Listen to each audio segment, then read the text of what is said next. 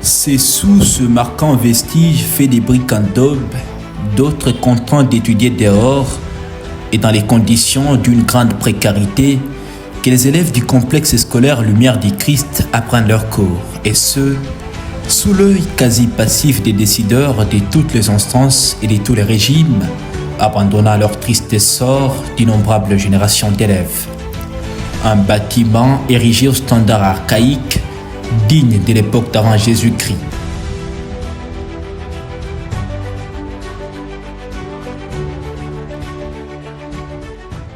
Il a fallu qu'un homme, un citoyen soucieux du bien-être de ses concitoyens, manifeste son esprit de bâtisseur pour qu'enfin cette école trouve littéralement l'espoir de renaître de ses cendres après avoir été comme un théâtre d'horreur en plein centre-ville de la ville de Calémie.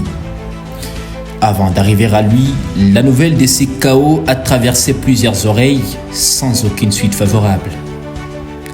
Le Tanganyika et le bien-être de sa population, l'honorable Kabongwa Kabongo Boniface le portait dans son cœur et dans sa chair. Sans philosopher sur la situation, il a décidé d'essayer de changer les choses en investissant une partie de sa fortune dans l'éducation, venant au secours de ses élèves en danger. Déjà, un dépôt de sacs de ciment est doté à cette école pour construire un bâtiment digne du XXIe siècle et des sanitaires adaptés. Une lueur d'espoir et pour les enseignants et pour les élèves. Massa, il est venu, il nous a vraiment promis d'être avec lui ensemble ici chez nous dans notre école. Et pas seulement ça, il nous a laissé encore 40 sacs de ciment pour commencer déjà à construire une salle qui est en adobe. Nous, en tant que Lumière du Christ, nous sommes vraiment très contents parce que c'est vraiment, on avait des classes qui étaient vraiment insuffisantes. Mais aujourd'hui, avec son appui, avec le Lumière de l'Église de nous appuyer, lui vraiment, il sera avec nous, nous sommes vraiment très contents de son visite. Votre présence ici même, au cœur de votre circonscription, témoigne de votre attachement réel aux besoins de la population.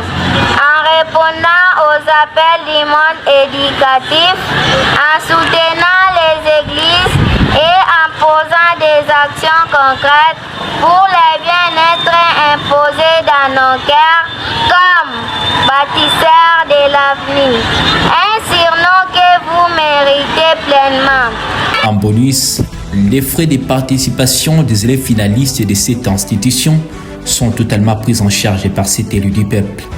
Les élèves ne peuvent qu'à leur tour lui remettre des merci que même l'espace de nos caméras ne savait plus contenir. Bon, nous disons grandement merci à notre honorable Kabongwa Kabongo Boniface.